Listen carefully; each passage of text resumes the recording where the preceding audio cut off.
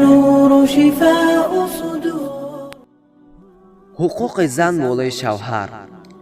ҳамчуноне ки шавҳаронро болои занон ҳақ аст, занонро низ болои шавҳарон ҳақ аст.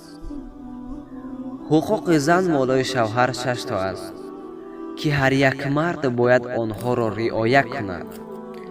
аввал он ки бо зан хушгӯӣ ва тозарӯй бошанд. ҳақ таоло фармудааст ки бо занон зисти хуб кунед то тангӣ набинанд.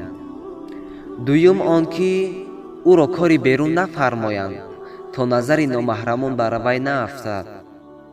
ҳаққи сеюм он ки илму адабу шароити ӯро биомӯзонед. аз фароизу ва ибодату илму ҳайзу нифозу намозу рӯза ва ғайраҳо онро омӯзонед. расули акрам саллаллоҳу алайҳи васалам фармуданд ки сахттарин азоб дар рӯзи қиёмат касеро бошад ки аҳли худро нодон гузорад ва аз умури дин онҳоро наомӯзонад.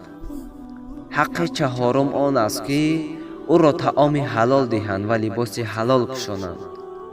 расули акрам саллаллоҳу алайҳи васалам фармуданд ки гӯште ки аз ҳаром рӯяд оташ бар он авлотар аст. ҳаққи панҷум он аст ки дар нафақа ӯро наранҷонанду моли ӯро бе иҷозати ӯ нахӯранд.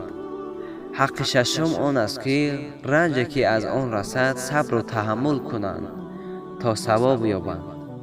дар ҳадис омадааст ки ба ривояти Анас ибни Молик розиаллоҳу таъала анҳу, худованд аз ӯ розӣ бод, аз расули акрам саллаллоҳу алайҳи васалам ки фармуданд: ҳар ки беваҷҳи шаръӣ зани худро бизанад, осӣ шавад ба худованди таъола ва расули акрам.